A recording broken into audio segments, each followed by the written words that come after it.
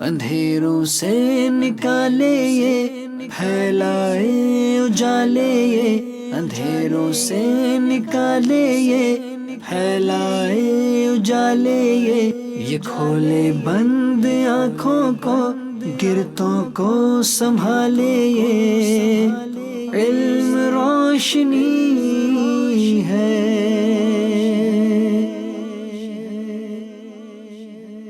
الحمدللہ رب العالمین والصلاة والسلام علی سید المرسلین،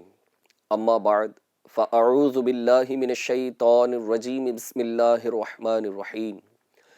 الصلاة والسلام علیک یا رسول اللہ وعلی آلک واصحابک یا حبیب اللہ۔ الصلاة والسلام علیک یا نبی اللہ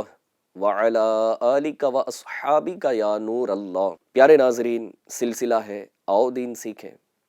آئیے آج بھی ایک نئے موضوع کے ساتھ ہم حاضر ہیں اور اپنے سلسلے میں آپ کو مرحبا کہتے ہیں۔ نبی کریم رؤوف الرحیم صلی اللہ تعالی علیہ وآلہ وسلم پر درود و سلام پڑھنے کے بے شمار فضائل و برکات ہیں۔ چنانچہ سرکار مدینہ سلطان باقرینہ، قرار قلب و سینہ، فیض گنجینہ، صاحب معطر پسینہ، باعث نزول سکینہ صلی اللہ تعالی علیہ وآلہ وسلم کا ارشاد رحمت بنیاد ہے کہ مجھ پر درود پاک کی کثرت کرو، بے شک یہ تمہارے لیے طہارت ہے۔ صلو علی الحبیب صلی اللہ تعالی علی محمد صلی اللہ تعالی علیہ وآلہ وسلم۔ آج کے سلسلے میں انشاءاللہ عز و جل ہم غسل اور تیمم سے ریلیٹڈ کچھ باتیں سیکھنے کی سعادت حاصل کریں گے۔ حضرت سیدنا جنید بغدادی رحمۃ اللہ تعالی علیہ فرماتے ہیں کہ ابن القریبی رحمۃ اللہ تعالی علیہ کہتے ہیں کہ ایک بار مجھ پر غسل فرض ہو گیا۔ میں نے ارادہ کیا کہ اسی وقت غسل کر لوں، چونکہ سخت سردی کی رات تھی۔ نفس نے سستی کی اور مشورہ دیا ابھی کافی رات باقی ہے، اتنی جلدی بھی کیا ہے، صبح اطمینان سے کر لینا۔ تو میں نے فوراً نفس کو انوکھی سزا دینے کے لیے قسم کھائی کہ اسی وقت کپڑوں سمیت نہاؤں گا اور نہانے کے بعد کپڑے نچوڑوں گا بھی نہیں اور ان کو اپنے بدن ہی پر خشک کروں گا۔ چنانچہ میں نے ایسا ہی کیا۔ واقعی جو اللہ پاک کے کام میں ڈھیل کرے ایسے سرکش نفس کی یہی سزا ہے۔ پیارے پیارے اسلامی بھائیوں، دیکھا آپ نے کہ ہمارے اسلاف رحمہم اللہ السلام اپنے نفس کی چالوں کو ناکام بنانے کے لیے کیسی کیسی مصیبتیں جھیلتے تھے۔ تو اس سے وہ اسلامی بھائی درس حاصل کریں جو غسل فرض ہو جانے کی صورت میں آخرت کی خوفناک شرم کو بھلا کر، محض گھر والوں سے شرما کر یا غسل کے معاملے میں سستی کر کے نماز فجر کی جماعت ضائع بلکہ معاذ اللہ نماز تک قضا کر ڈالتے ہیں۔ جب کبھی غسل فرض ہو جائے تو نماز کا وقت آ جانے پر فوراً غسل کر لینا چاہیے کہ حدیث پاک میں آتا ہے فرشتے اس گھر میں داخل نہیں ہوتے جس میں تصویر اور کتا اور ناپاک شخص رہتا ہو۔ کس طرح سے ہمیں غسل کرنا چاہیے؟ جب بھی غسل کرنے کی باری آئے تو سب سے پہلے بغیر زبان ہلائے دل میں اس طرح نیت کیجئے کہ میں پاکی حاصل کرنے کے لیے غسل کرتا ہوں۔ پہلے دونوں ہاتھ پہنچوں تک یعنی کلائیوں تک 3 مرتبہ دھوئیے، پھر استنجے کی جگہ دھوئیے، خواہ نجاست ہو یا نہ ہو۔ پھر جسم پر اگر کہیں نجاست لگی ہو تو اس کو دور کیجئے، پھر نماز میں جس طرح سے وضو کیا جاتا ہے نماز کے لیے اس طرح سے وضو کیا جائے، مگر پاؤں نہ دھوئیے۔ جی ہاں، ہاتھوں سے لے کر کے سر کے مسح تک مکمل نماز کے لیے جس طرح سے وضو کیا جاتا ہے تو اس طرح سے وضو کیا جائے گا، لیکن آخر میں پیر نہ دھوئے جائیں۔ مزید اس کے بعد اگر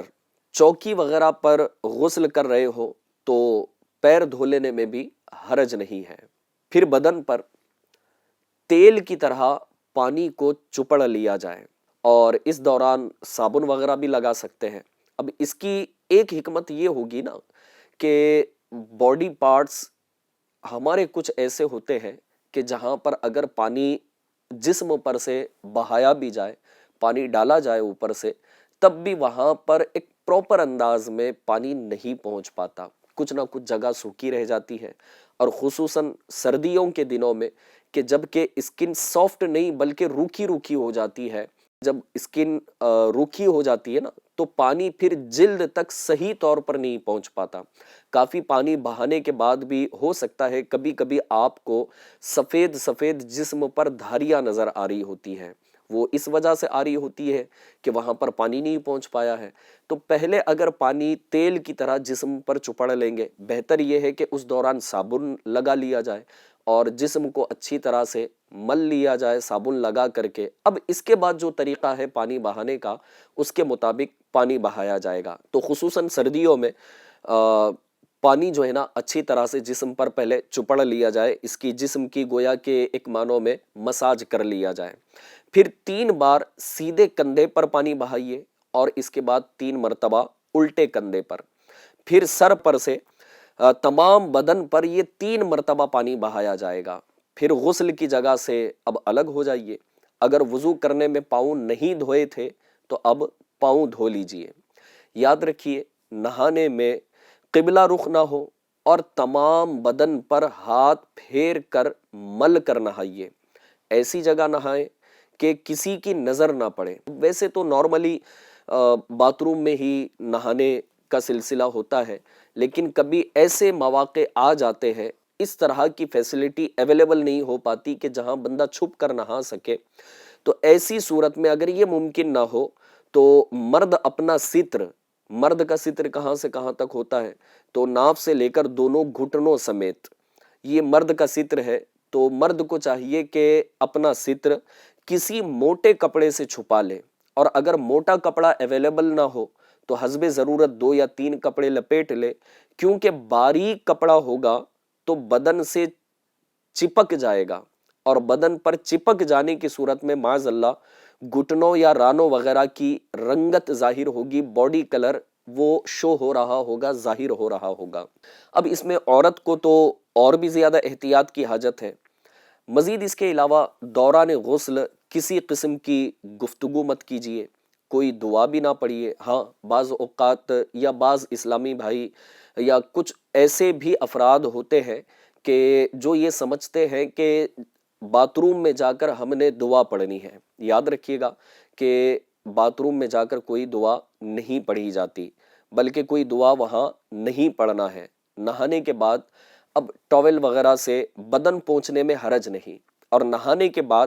فوراً کپڑے پہن لیجئے. اگر مکروہ وقت نہ ہو تو 2 رکعت نفل ادا کرنا یہ مستحب ہے. لہٰذا پیارے ناظرین، جو غسل کا طریقہ ابھی آپ کو بتایا گیا ہے، اصل دیکھیں کہ غسل کہتے کسے ہیں. غسل کرنے کے لیے کسی چیز کے پڑھنے کی یا کسی چیز دعا کی یہ لازم نہیں ہے کہ آپ یہ دعا پڑھو گے تو ہی آپ کا غسل ہوگا. یا پھر اس کے علاوہ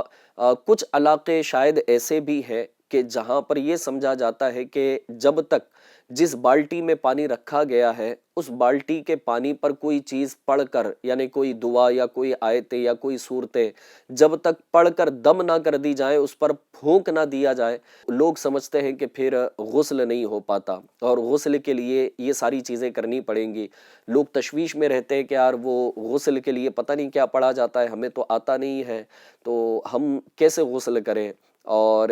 کیا پڑھنا ہوتا ہے. تو اس تشویش میں رہتے ہیں. یاد رکھیے گا کہ کسی قسم کی دعا پڑھنے کو غسل نہیں کہا جاتا، بلکہ شریعت نے جس انداز پر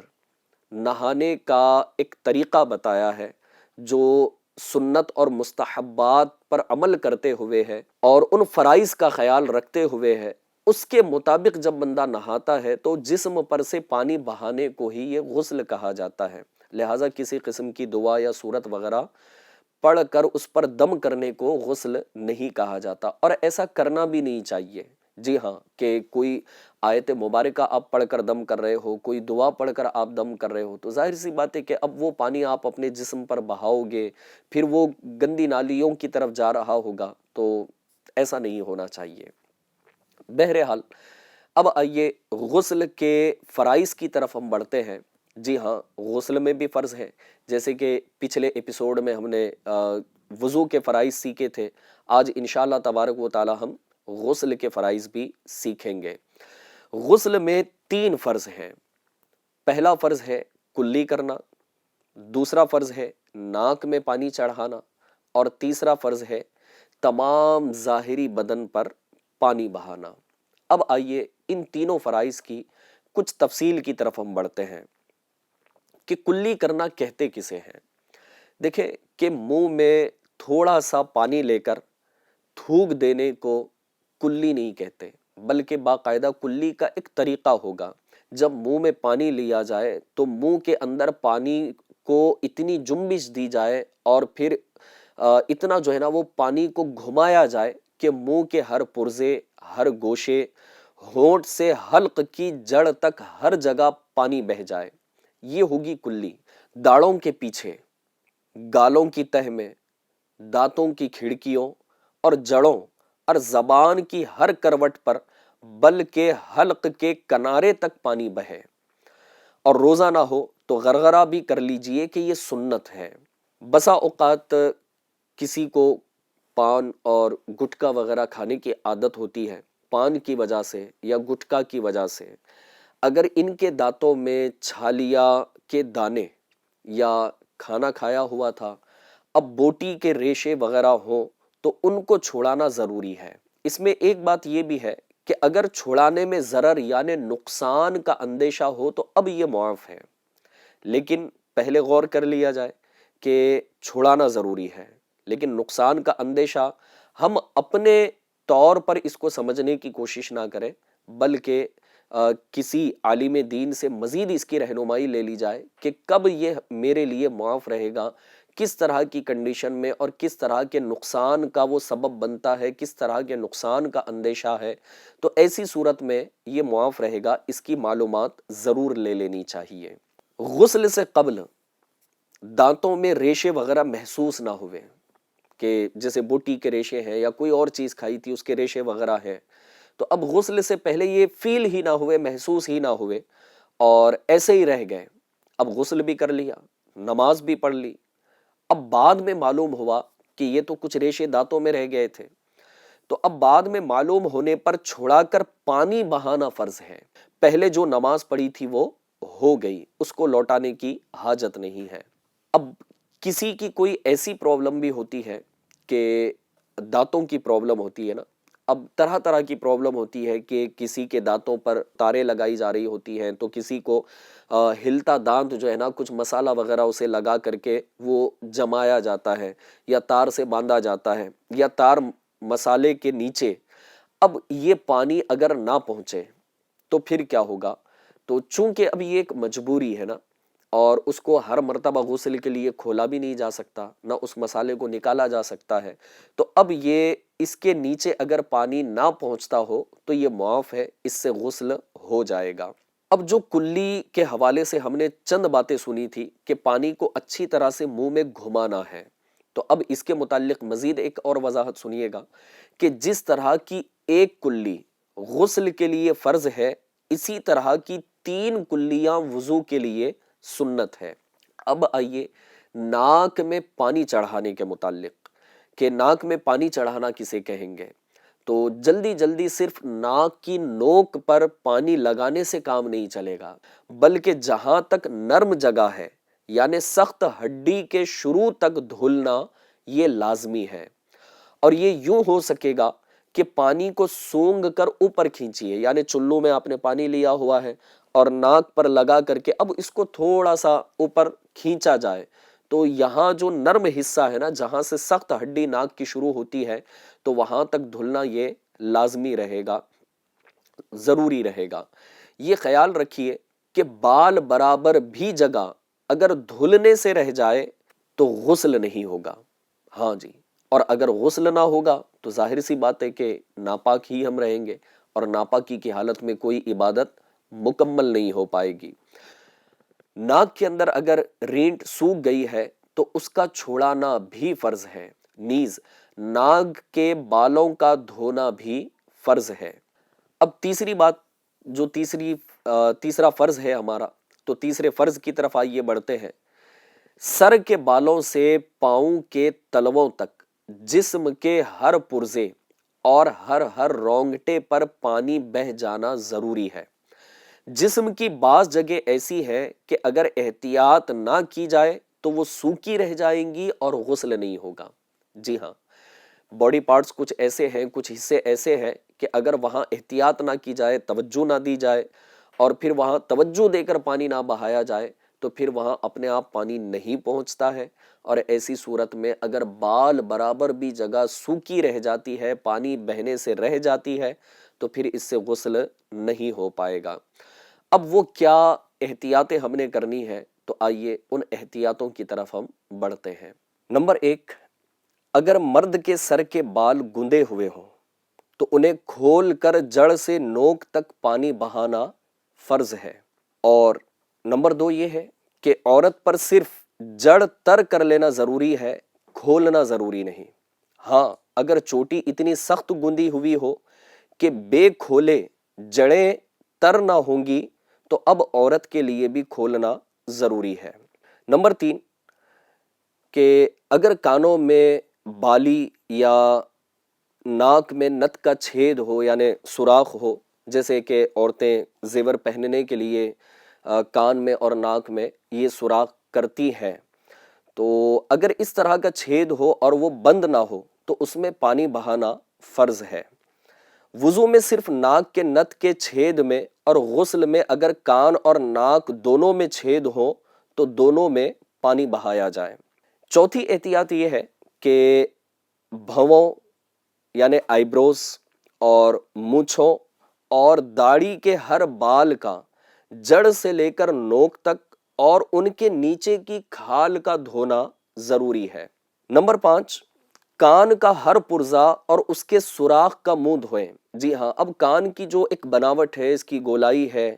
اور پھر اگر اس کی جو سوراخیں ہیں، اس کی جو ایک بناوٹ ہوتی ہے، اگر اس کی سوراخوں میں ان کا منہ اگر نہ دھویا جائے تو پھر یہاں پر غسل نہ ہو سکے گا، کیونکہ اس کے اندر احتیاط ہم نے کرنی ہے۔ جیسے کہ کانوں کے اوپر والا اس طرف کا یہ جو حصہ ہوتا ہے تو وہاں پر بھی اچھی طرح سے توجہ دینی چاہیے۔ مزید یہ ہوتا ہے کہ کچھ لوگوں کے نا پیچھے کے بال جو کانوں پر ہوتے ہیں، کچھ لوگوں کے بال آ جاتے ہیں، تو اب یہ کانوں کے پیچھے کے بال ہٹا کر ان کو پانی اس پر بہانا ہوگا۔ مزید یہ کہ ٹھوڑی اور گلے کا جوڑ جو کہ منہ اٹھائے بغیر نہ دھلے گا۔ اب جیسے کہ ہم نے غسل کے فرائض میں جو سیکھا تھا کہ سر پر سے پانی بہانا ہے نا، اور ایسا پانی بہانا ہے تمام ظاہری بدن پر کہ کہیں بال کی نوک برابر بھی جگہ دھلنے سے نہ رہ جائے، پانی بہنے سے نہ رہ جائے۔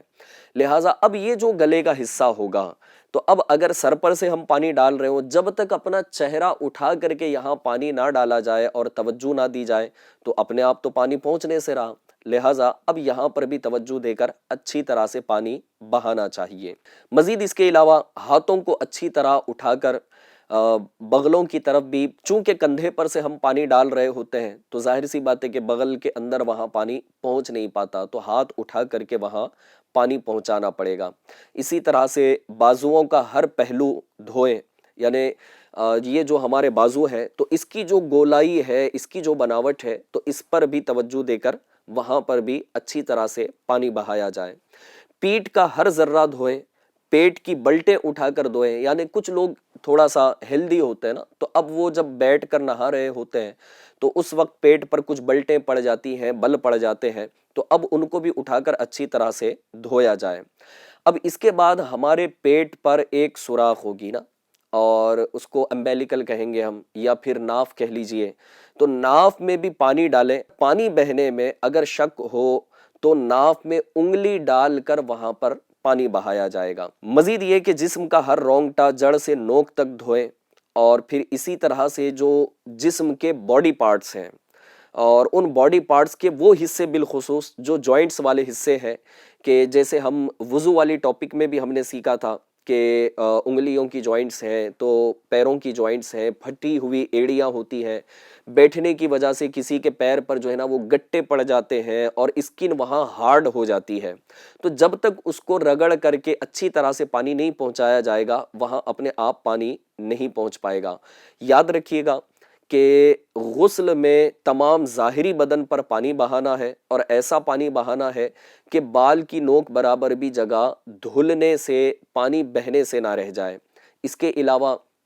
جب سر پر سے پانی ڈال رہے ہوں تو ہونٹوں کا جو یہ حصہ ہوگا، ظاہری ہونٹ جو ہمارے ابھرے ہوئے ہوتے ہیں یعنی کہ باہر کی طرف سے نظر آ رہے ہوتے ہیں، جو سوکھا ہوا حصہ ہوتا ہے نا ہونٹوں کا، پھر یہ ہونٹوں کی جوائنٹس ہے، پھر اس کے علاوہ آنکھوں کی جوائنٹس ہے، مزید جو بھی باڈی کے وہ پارٹس جو جوائنٹ والے حصے ہیں، الغرض ان تمام جگہ پر اچھی طرح سے پانی پہنچانا ہوگا، ورنہ تو پھر اگر ایسے ہی پانی بہایا جائے تو وہاں تو اپنے آپ پانی پہنچ نہیں پائے گا، اور اگر کہیں پر بھی بال کی نوک برابر بھی اگر جگہ باقی دھلنے سے رہ جاتی ہے، پانی بہنے سے رہ جاتی ہے، تو پھر غسل نہیں ہو پائے گا۔ اب آئیے وہ بات کو ہم سیکھتے ہیں کہ جیسے ایک تو غسل کا طریقہ ہم نے سیکھا کہ پانی جسم پر سے بہانا ہے، لیکن اس وقت کی اگر بات کی جائے تو کرنٹ سچویشن میں بہت سارے گھروں کے اندر یا کہیں پر آپ سفر پر ہیں اور کہیں پر آپ لاج لے کر کے پھر وہاں کچھ وقت کے لیے رکتے ہیں، تو میکزیمم جگہ آپ کو شاور بھی ملتے ہیں، اور اب بہتا جو پانی ہے پھر یا بارش کا پانی ہے یعنی بارش برس رہی ہے، تو اب اس کے متعلق پھر یہاں غسل کا کیا معاملہ رہے گا؟ تو اگر بہتے پانی مثلاً دریا ہے یا نہر میں نہایا تو تھوڑی دیر اس میں رکنے سے 3 مرتبہ دھونے، ترتیب اور وضو یہ سب سنتیں ادا ہو گئی، کیونکہ آپ بہتے پانی میں ہیں تو ظاہر سی بات ہے کہ بہتا ہوا پانی آپ کے جسم سے ٹچ ہو کر کے پھر وہ آگے کی طرف بڑھ رہا ہے، تو اب یہ تمام سنتیں اس میں ادا ہو جائیں گی۔ اس کی بھی ضرورت نہیں کہ اعضاء کو 3 مرتبہ حرکت دی جائے، تو وہ تو پانی بہہ رہا ہے تو اب یہاں 3 مرتبہ کا اپنے آپ معاملہ وہاں کلیئر ہو جائے گا۔ اگر تالاب وغیرہ ٹھہرے پانی میں اگر نہایا تو اعضاء کو 3 مرتبہ حرکت دینے یا جگہ بدلنے سے 3 مرتبہ دھونے کی سنت ادا ہو جائے گی، یعنی ٹھہرے ہوئے پانی کے اندر جیسے تالاب وغیرہ ہے یا پھر دہ دردہ حوض ہے کہ جو ایک اس کی مقدار بتائی گئی ہے، اس کے مطابق اگر اس طرح کا کوئی بڑا حوض ہے، دہ دردہ جسے کہیں گے، یا پھر تالاب ہے، تو اس کے اندر اگر بندہ نہا رہا ہو تو وہاں اب اس کو 3 مرتبہ حرکت دینی پڑے گی تاکہ وہ 3 مرتبہ کی سنت ادا ہو جائے، یا پھر 3 مرتبہ وہ جگہ اپنی تبدیل کر لے تو انشاءاللہ تبارک و تعالیٰ 3 مرتبہ دھونے والی یہ سنت ادا ہو جائے گی۔ برسات میں کھڑا ہونا بہتے پانی میں کھڑے ہونے کے حکم میں ہے، اسی طرح شاور کا معاملہ بھی ہے کہ وہ برسات کی طرح ہی ہوتا ہے، پانی برس رہا ہوتا ہے، جو اس پانی کے نیچے کھڑا ہو جائے اور پانی بہہ جائے تو بہتے پانی میں وضو کیا تو وہی تھوڑی دیر اس میں عضو کو رہنے دینا اور ٹھہرے پانی میں حرکت دینا، یہ 3 مرتبہ دھونے کے قائم مقام ہوگا۔ وضو اور غسل کی ان تمام صورتوں میں کلی کرنا اور ناک میں پانی چڑھانا ہوگا، جیسے کہ اب دریا کی مثال دی گئی یا تالاب کی مثال دی گئی، یا پھر یہ کہ بارش کی مثال ہم نے لی، شاور کی مثال ہم نے لی، تو اب ان تمام تر چیزوں میں 2 باتوں کی احتیاط یہ ضروری رہے گی کہ ان دونوں میں کلی کرنا اور ناک میں پانی چڑھانا یہ رہے گا۔ آئیے مزید انشاءاللہ عز و جل ہم اپنے دوسرے ٹاپک کی طرف بڑھتے ہیں۔ جیسا کہ شروع میں آپ کو بتایا گیا تھا کہ آج کے اس ایپیسوڈ میں ہم غسل اور ساتھ ہی ساتھ تیمم کے متعلق بھی کچھ معلومات حاصل کریں گے۔ تیمم میں 3 فرض ہیں۔ پہلا ہے نیت کرنا، نمبر 2 سارے منہ پر ہاتھ پھیرنا، اور نمبر 3 کوہنیوں سمیت دونوں ہاتھوں کا مسح کرنا۔ تیمم میں 10 سنتیں بتائی گئی ہیں، اور آئیے ان 10 سنتوں کو بھی ہم سیکھتے ہیں، مزید اس کے ساتھ ساتھ تیمم کا طریقہ بھی انشاءاللہ سیکھیں گے۔ تیمم کی سنتوں میں یہ ہے کہ بسم اللہ شریف کہنا، ہاتھوں کو زمین پر مارنا، زمین پر ہاتھ مار کر لوٹ دینا یعنی آگے بڑھانا اور پیچھے لانا، انگلیاں کھلی ہوئی رکھنا، ہاتھوں کو جھاڑ لینا یعنی ایک ہاتھ کے انگوٹھے کی جڑ کو دوسرے ہاتھ کے انگوٹھے کی جڑ پر مارنا مگر یہ احتیاط رہے کہ تالی کی آواز پیدا نہ ہو، یا تو اس طرح سے اس کو کر لیا جائے، اور جیسے تالی کی آواز کا ذکر کیا گیا تو اس طرح سے بھی جب جھاڑ لیا جائے گا تو تالی کی آواز اس میں پیدا نہیں ہونی چاہیے۔ پہلے منہ پھر ہاتھوں کا مسح کرنا،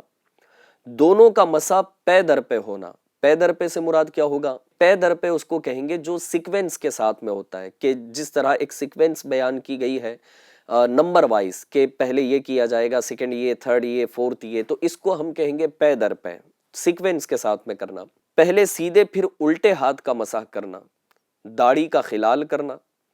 انگلیوں کا خلال کرنا جب کہ غبار پہنچ گیا ہو۔ چونکہ ہم مٹی سے تیمم کر رہے ہیں اور انگلیاں کھلی ہوئی رکھیں گے تو مٹی جب اپنے آپ وہاں پر پہنچ جائے گی تو ایسی صورت میں انگلیوں کا خلال کرنا جب کہ غبار پہنچ گیا ہو، یہ سنت ہے۔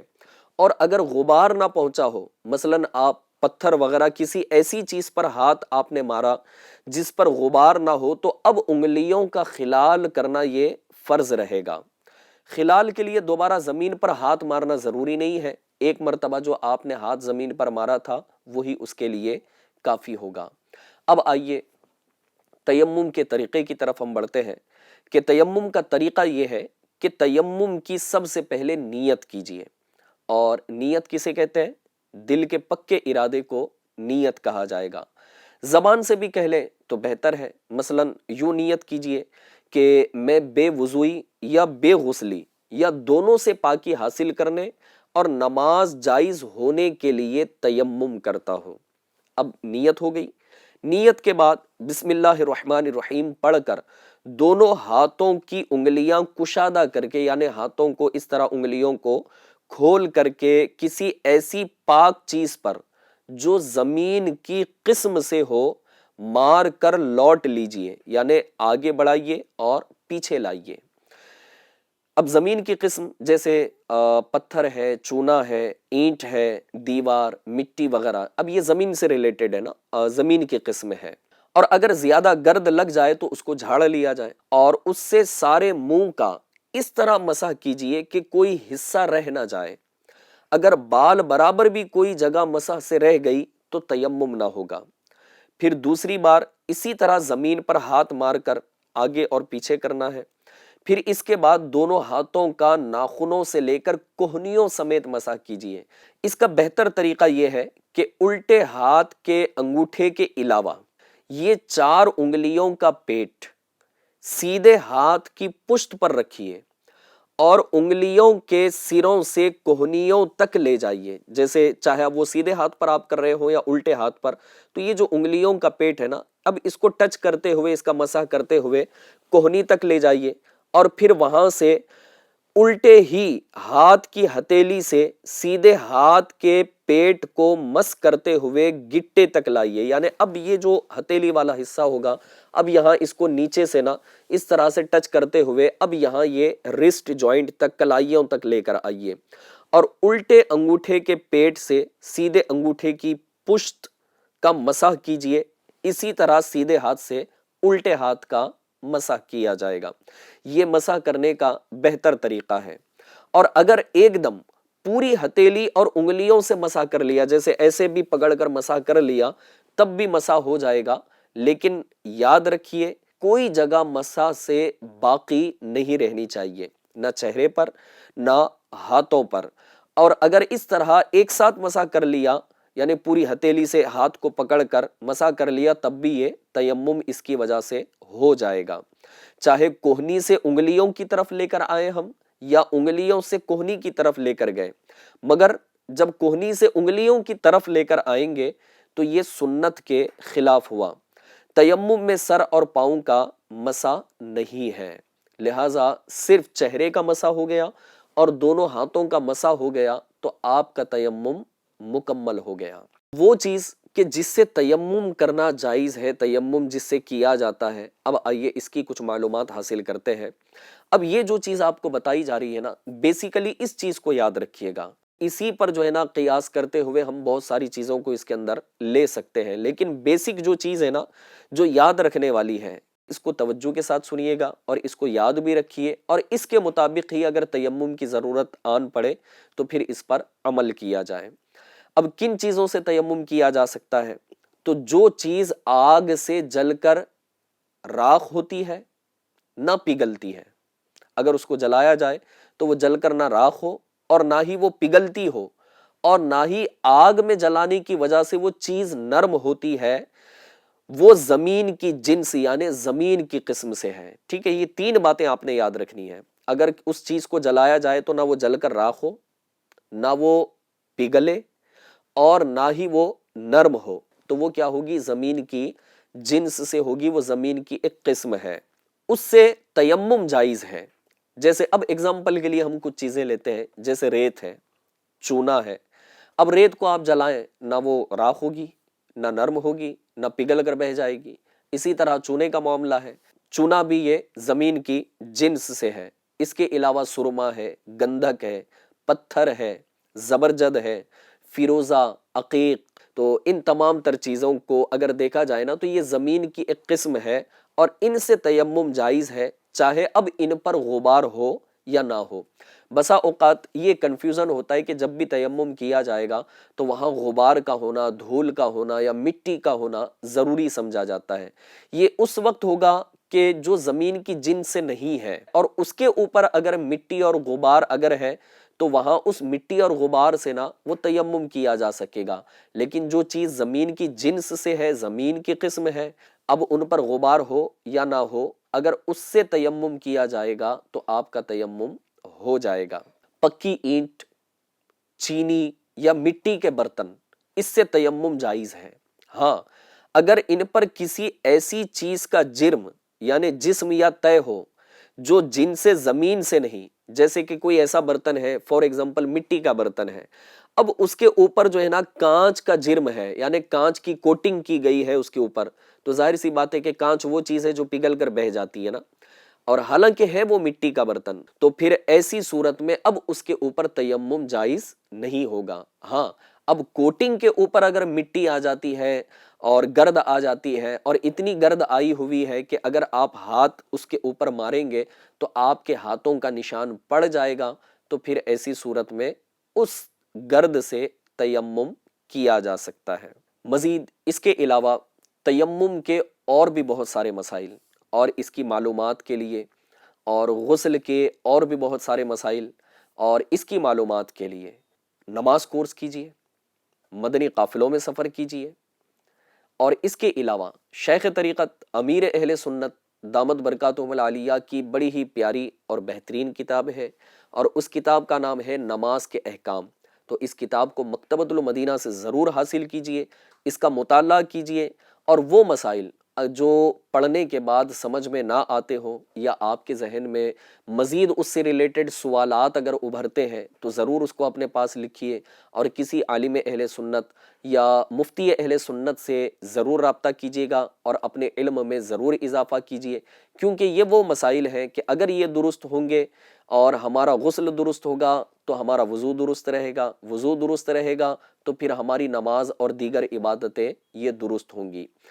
کیونکہ طہارت عبادت کے لیے ضروری ہوتی ہے۔ طہارت کے اور بھی بہت سارے بیسیوں بلکہ سینکڑوں مسائل اس کے ہیں، لہٰذا اس کی ضرور معلومات حاصل کریں، بھلے ہی روزانہ ایک مسئلہ سیکھیں لیکن سیکھیں ضرور، اور سیکھ کر کے اپنی عبادت کے اندر اور مزید نکھار لانے کی کوشش کیجیے۔ اس کے لیے دعوت اسلامی کے دینی ماحول سے ہر دم وابستہ رہیے، مدنی قافلوں میں سفر کو اپنا معمول بنائیے، جہاں جہاں نماز کورس ہوتے ہیں وہاں نماز کورس میں پارٹیسپیٹ کیجیے، اور اس کے علاوہ علماء اہل سنت سے مربوط رہیے، رابطے میں رہیے، انشاءاللہ عز و جل علم دین کا ڈھیروں ڈھیر خزانہ حاصل ہوگا۔ اللہ پاک ہمیں خوب خوب سیکھنے، عمل کرنے کی توفیق عطا فرمائے، آمین، بجاہ النبی الامین صلی اللہ تعالی علیہ وآلہ وسلم۔ صلو علی الحبیب صلی اللہ تعالی علی محمد صلی اللہ تعالی علیہ وآلہ وسلم۔ اندھیروں سے نکالے یہ پھیلائے اجالے یہ، اندھیروں سے